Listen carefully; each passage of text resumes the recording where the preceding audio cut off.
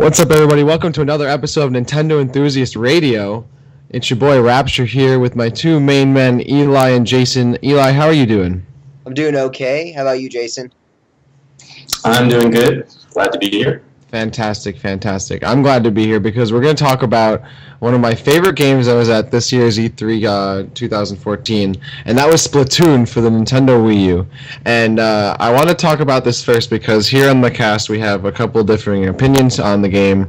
And these two guys apparently didn't catch the hype that is Splatoon, and I'm kind of like, I can't imagine how. Like, these guys clearly just didn't play the game enough, so I don't know. So I wanted to open it up here, open the floor up to Jason, because I think Jason wasn't completely impressed with what he played at E3. Jason, what do you think of Splatoon? Alright, Splatoon has potential. I don't disagree there, but with the demo that they gave us to play with and what they've shown so far, I think it's being overhyped. I mean, I think it's a great concept. It's a good game. Is it fantastic? I don't see what all the hype is about right now. Well, okay, so let me cut in right here. So what exactly is the game missing that you're not, like, why is it that it's not there and it has potential? Like, what is it missing? Alright, I don't know if it's fair to say this, but, like, you know, I believe in every game should have a good single-player mode, and that wasn't showed off there. I understand that they were really trying to emphasize its multiplayer. The first thing I thought when I played it was, this is going to be a great party game. This is fun. You know, playing an hour of it, I'd probably be bored after. Like, I don't see it having a lot of longevity. You know, if they would have showed off other modes, showing just a little bit more what the game can be, it just seemed like it was an early concept in terms of, like, hey, here's an idea, but it wasn't really fleshed out in terms of, like, how big is this game going to be? Like, how complex can it be? It was just kind of simple for my taste. Okay, Eli, what do you think? Do you think the game has longevity? Yeah, well, my problem isn't the fact that it doesn't have a single-player mode. I mean, it does have a single-player mode. It just wasn't shown off, and I'm not worried about that. The thing I was worried about is during my match, and I talked about this a little bit in the video and in my preview, which everyone attacked me for, was that when you're playing Splatoon, when you're playing with bad players.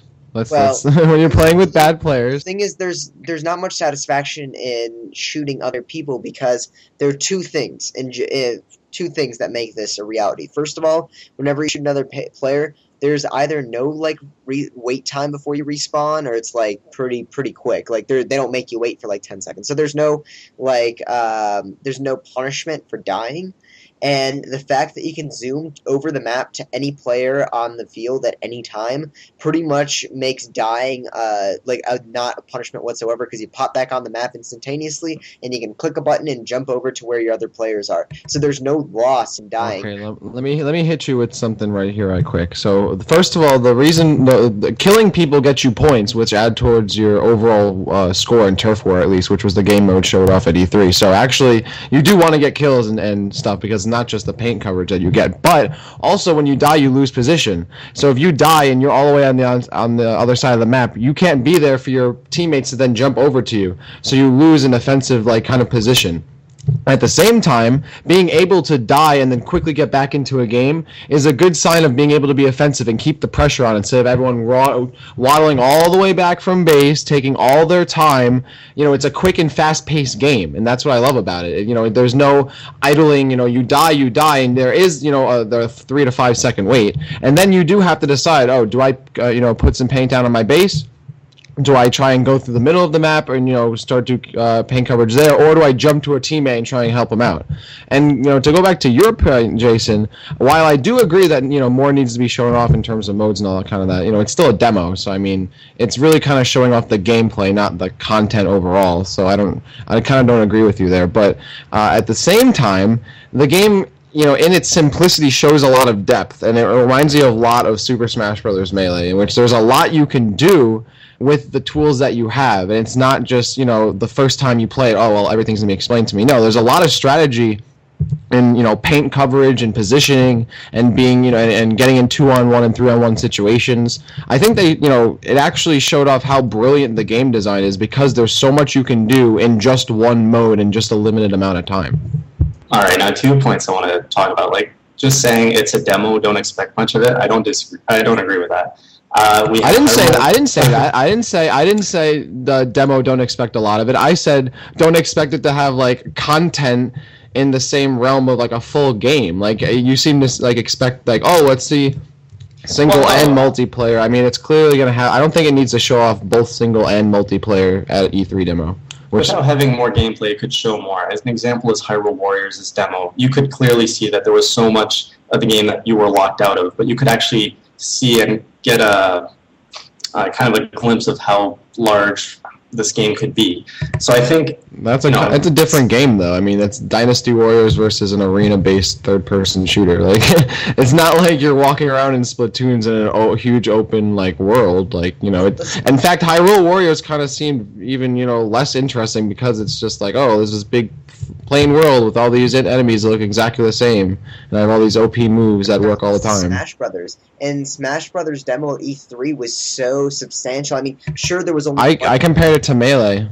But if you're looking at demo wise, like Smash's demo on the show floor was there was really only one game. Smash is also coming out this year, and Splatoon's coming out next year. Yeah, that's true. But what we're saying is that the game mode that we played, and I. Obviously, Dakota, you didn't experience this, but in my game mode, we only played, 1 or 2 matches apiece, so we didn't get nearly as much game time as you, which might be one of the reasons we see it this way, but in that whole match, I only died 1 time, and I only another person 1 time, and it was, or maybe twice. But the point was, whenever I'd pass someone else, the focus wasn't on shooting them. It was shooting at the ground, which is kind of weird when everyone on the map is shooting on the ground. And again, I gotta say, you can't really blame the game for bad players. I mean, the games I were in, even my first game, we quickly realized that paint coverage was important, sure, but you have to kill people to keep stage control. And, we were figuring out how are we going to move around the map while avoiding players. I mean, though a lot of our fights, especially towards the end game, were 2-on-2, 3-on-3 fights in the middle of the map because there was paint everywhere. We're just trying to get those last few inches. Like, when you describe that to me, it just doesn't seem like we played the game at all, or the same game at all. And when you say that you only played it once or twice, well, I mean, that it very clearly seems to, at least to me, to be the reason why you guys didn't play the same game as I did. Now, hold up. I'll actually agree with you, Dakota, on this one. Eli's argument saying that he didn't get much satisfaction with killing other people. I didn't feel that. I didn't feel like the game really forced you to just put paint on walls, and it's just like a painting game. When I played my match, I actually saw that there was a lot of importance in killing other people, and I actually was, felt rewarded for killing other people. And like you said, having that team co-op experience of you're just trying to put pressure on the opponent's team by kind of respawning at the front line. There's a lot of pressure on holding that front line, putting that paint down, and killing off people so that they can't get paint back there. I agree with you there that the game does reward you for killing people, and there's incentive there, and I feel like it's not just painting walls. The thing that excited me the most about the game is how much freedom you have in a kind of limited space. I mean, you're able to do a lot with moving around in human mode and then in squid mode. The momentum and the speed you can get to move around the map. Your ability to jump out of squid mode, or and jumping and canceling into an ink bomb throw, or or super, whatever it is, like the super cannon. That's the only super I saw in the demo. So I feel like there's a lot in there that with more time you kind of see what the game has to offer. It's not like the content, like, oh, it has 50 modes and it has 30 characters. Like that's not what I want to play the game for. I think that's kind of what the developers are going for. Like, it's not really going to be about having like a ton of content. Maybe I could be wrong. There's definitely going to be single player, but I feel like they're going to be trying to like master this new form of arena based shooter, and I'm really liking it because they've really taken such a unique approach, and it works so well in the gameplay of the game. Like honestly, other than Smash, it was the most fun game I played at E3. So based on your experience, Dakota, what do you expect from a final product for you to be satisfied? Like, you have expectations, I guess. Well, the for me is that I enjoy the game as it is. Like, if I just want to some more modes, obviously, like things like, obviously I'm not going to buy the game if it's just turf mode or turf war 4v4. Like, there's going to be more to the game, but that's the thing about it, is that I enjoy the game as it is. I feel like gameplay wise the game is sound, and it doesn't need more. It's not cluttered. It's a very slim, balanced game. reminds me almost before like Call of Duty kind of got too crazy with like, everyone has a ridiculous amount of kill streaks and customization options. There really isn't a lot of customization. Everyone's on the same playing field and skill level, and it really it comes down to using those movement and movement tools and weapons, better than your opponent. So in that regard, I'm pretty happy with the game. I just want to see some, more modes and, definitely more maps too. I love the map design. That's the thing. I want to see more what they can do. How they influence gameplay by having more walls or more fences to go under or stuff like that. The one. What's your? Yeah, go Eli. The one thing I wanted to say is that for this game, like as you said, the gameplay is sound. For me, the mechanics are sound. For me, the shooting works. For me, the controls work. For me, swimming around the map works really well and is really intuitive and fun to do. We just need new game modes for me where people are concentrating on the killing. Maybe add a little like 2 or 3 second, like after you die, you can't come back in the map for 2 or 3 seconds. Well, you can. But that's there. Like you can't come back. You have to wait like 2 or 3 seconds. And even then, you're still at your base. And if you want to warp to someone, it still takes 2 or 3 seconds depending on how long. So if you want to die and then respawn and get back to where you were, it takes at least 6 to 8 seconds to do that, which I think is pretty good considering the maps aren't that large and it's not like a sprawling kind of shooter. Like I don't know, like I feel like why limit someone's ability to get back in the action? Like that just makes the game less fun in my opinion. Like it makes it more defensive oriented. It should be more offensive oriented. You should be rewarded by going in to go in more. Like you should, if you want to play offensive, you should be rewarded in my opinion. Yeah, but I feel like there should also be some sort of value pinned to people's lives. But there is though. It's the positioning and the points that the other team gets if you die. Like, if you die out in the front lines, your team loses a really important position on the map, and now there's no one there to spray paint down in turf mode. So, like, you lose a lot by dying. You don't just because someone doesn't sit there in respawn mode for 5 to 7, 15 seconds, which is boring as hell. I don't know why you want that. Like, I really don't understand your logic behind that. Like, that's the most boring thing. Why do you want to sit there and not, like, play the game? Like, get back. You want to get back in it. Like, so I feel like they hit that perfectly. Like, I want to get back in the game. Well, hell yeah, you can get right back in and put the, and try and help your team out again. Because you could just die again. Like, there's so many times where I got reckless, and like, I'm going to jump right back into exactly where I was, and I landed and died again. So, like, you can't just jump back in. You're, like, free to, like, just destroy everyone. Like, you still got to be aware of your surroundings and outplay your opponent, even if you do get to warp to the front lines again. So there's still, like, there's a lot of balance in the game. I think, again, it just comes down to the fact that you didn't play it enough. Yeah, that of course may be possible. I'm hoping eventually we'll be able to get some more playtime on it. And, it would be really awesome if Nintendo, although they've never done this before, if they release some sort of beta just so that we could play it a little more and so that Nintendo could get players. Yes. Now, Eli, you said you were all okay with the mechanics. What did you guys think about the gamepad being used to let you kind of just move your gamepad around to direct your paint, if I remember right? I remember how I used it. You turned that off? Okay, so see, I used it to look up and down, but I used my left stick to move around, or I used the sticks to move around and look left and right. So if using the motion controls to just look up and down, just by moving the gamepad, actually felt pretty intuitive. Like, it felt pretty comfortable. Like, it took me like a game to get used to it, but like it didn't bother me at all. It was actually like I'd rather not change the controls because they actually felt pretty comfortable. So I don't know. Like, I felt the game played well and all the controls worked well for me. I can understand some people not liking it, and I was actually surprised that I did, considering I hate motion controls. But it felt pretty comfortable. Like, I would definitely not be against playing the game that way.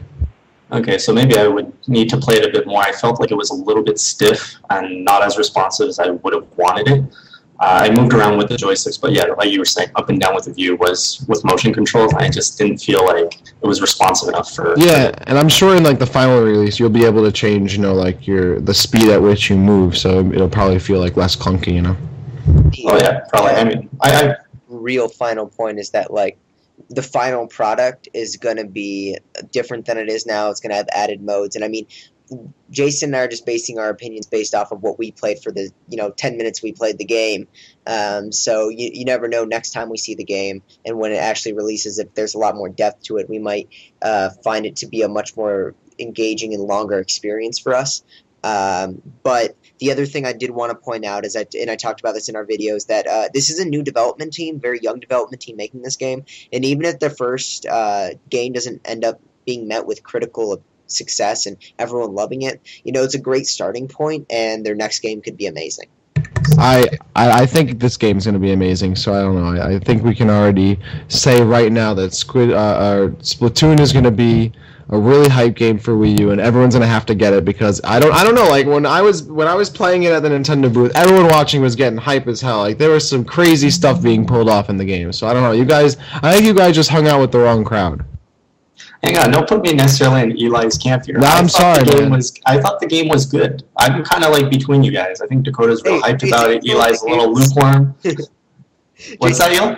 I'm like, you're the one in the video. I gave it like a 6 in the video. You're like, well, I'm going to give it a 3. In our there was no single player. But I said overall was a 7 or an 8. I don't know. We can check it out.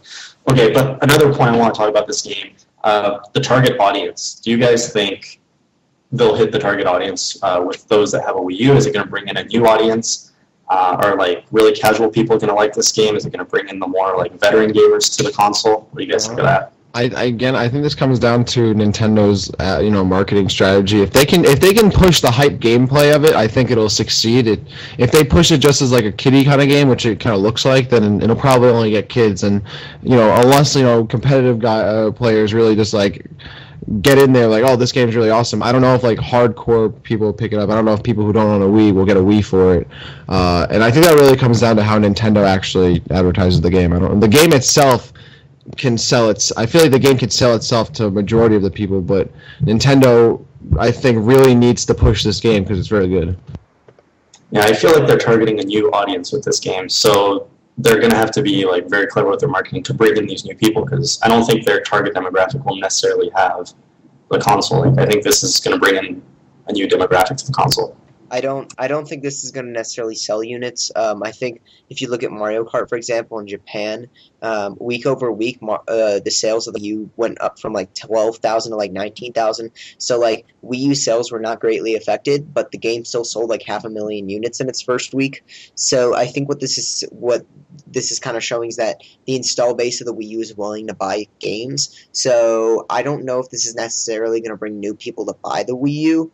But I think that if, say, by this time that this thing releases, 10 million people own a Wii U, Nintendo's going to try to get half of these people to buy Splatoon. And then that way, even if it sells 4 or 5 million units and gets half the Wii U install base, I mean, that's a really good selling game, So that's what I think they should be targeting. Not necessarily new people, but the people that own the console. But I think this is where we're going to finish up our little conversation here. Make sure to check out full impressions of Splatoon on our YouTube page as well as on NintendoEnthusiast.com. And check back for another conversation. Next time we'll be on Smash.